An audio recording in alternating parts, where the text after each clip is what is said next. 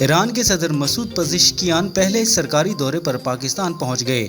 اعلیٰ سطح وفد کے ہمراہ 2 روزہ سرکاری دورے پر لاہور پہنچے، جہاں صدر مسلم لیگ نون نواز شریف اور وزیر اعلیٰ پنجاب مریم نواز نے ان کا پرتپاک استقبال کیا۔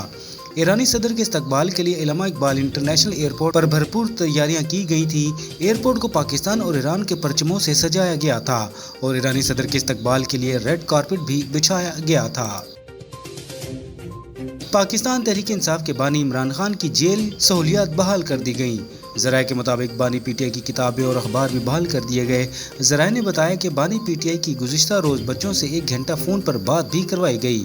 بانی پی ٹی آئی نے کہا کہ ان کے بچے اگر ملاقات کے لیے آنا چاہتے ہیں تو ضرور آئیں۔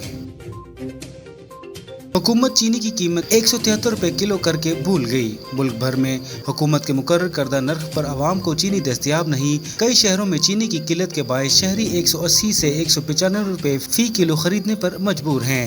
کراچی کے مختلف علاقوں میں ریٹیل میں چینی کی فی کلو 190 روپے میں فروخت جاری ہے۔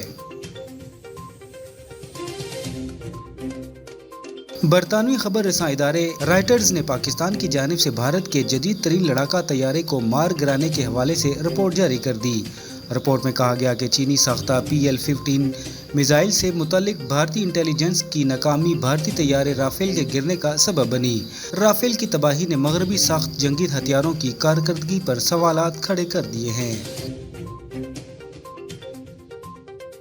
چین کا کہنا ہے کہ اس کا J-20 مائٹی ڈریگن اسٹیلتھ لڑاکا طیارہ جاپان کے قریب سخت نگرانی والے آبنائے سوشیمیا سے کسی کے علم میں آئے بغیر گزر گیا۔